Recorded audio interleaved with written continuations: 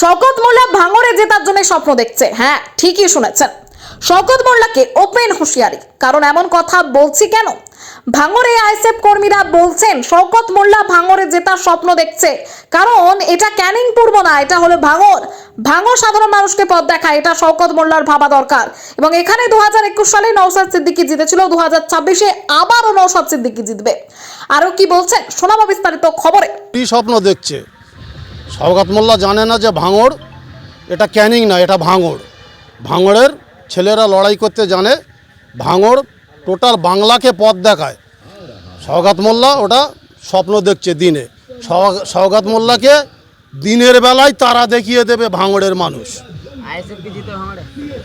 ISF জিতে গেছে already, শুধু ভোটের দিনটাই অপেক্ষা। ভোট অলরেডি দিয়ে দিয়েছে আইএসএফকে, তার প্রমাণ দিয়েছে ভাইজান যেদিন এসেছিল সেই দিনকে।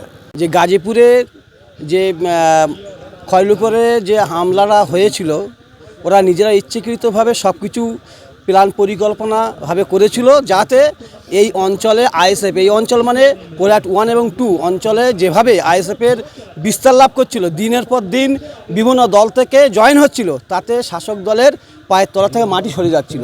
যার কারণে এই অঞ্চল দুটিকে দমন করার জন্যে এরা কিন্তু এই প্ল্যান করে দুটো অঞ্চলের বিভিন্ন নেতৃত্ব যারা মেন সারি, তাদেরকে অহেতুকভাবে মিথ্যা কেস দিয়ে তাদেরকে বাড়ি ছাড়া ঘর ছাড়া করে রেখে দিয়েছিল।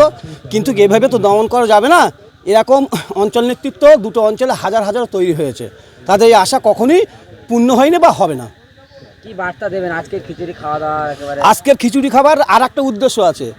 যেহেতু একটা জোট নিয়ে সমস্যা হচ্ছিল, আপনারাও জানেন, সে জোটটা অলরেডি পুরো ক্লিয়ার হয়ে গিয়েছে।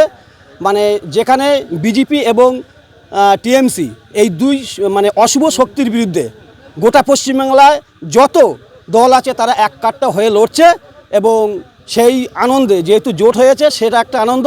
এবং আমাদের অঞ্চল নেতৃত্বরা যেভাবে ছাড়া পেয়েছে, মানে অহেতুক মানে যে কেস দিয়েছিল সেই কেসের যে জামিন হয়েছে, তার একটা আনন্দে আমাদের ছেলে অঞ্চলে এই গ্রামে খাওয়া দাওয়ার আয়োজনটা কী কারণ? খাওয়া দাওয়ার আয়োজনটা এই কারণে হলো, আমাদের নেতা উপরে সব কেস কাবারি দিয়েছিল। গাজীপুরি যে ঝামেলাটা করেছিল ওরা নিজেরা এসে করেছিল, আমাদের নেতারা ওখানে ছিল না, অন্য অন্য কাজে ছিল। তথাপি আমাদের নেতাদের উপরে ওরা কেস কাবারি দিয়েছিল। সেই নেতাগুলো জামিন পেয়েছে আজকে। সেই আনন্দই খুশিতে আজকে আমরা এই খাওয়া দাওয়ার প্রোগ্রামটা করলাম নেতাদের নিয়ে। এই আইএসএফ নেতা ওসমান সাহেবের নাম একেবারে জড়াচ্ছে, তিনি কি ছিলেন সেই ভাঙচুরে? ছিল না।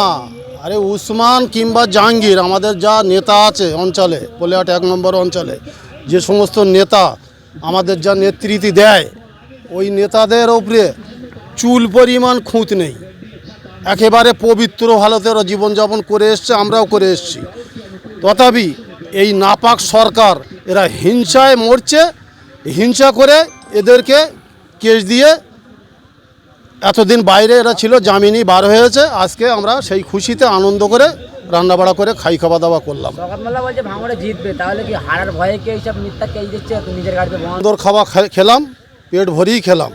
আমাদের অঞ্চল নেত্রী, আমাদের উসমান মিস্ত্রি এবং আমাদের জাহাঙ্গীর ভাই অঞ্চল সম্পাদক, গাজীপুরি যে ঝামেলাটা হয়েছিল, আমাদের এই নেতৃত্বদের উপরে কেস দিয়েছিল এই টিএমসি নাপাক সরকার। তো আজকে ওনারা জামিন পেয়েছে। ওনারা ছিল না, আমাদের নেত্রী ছিল না,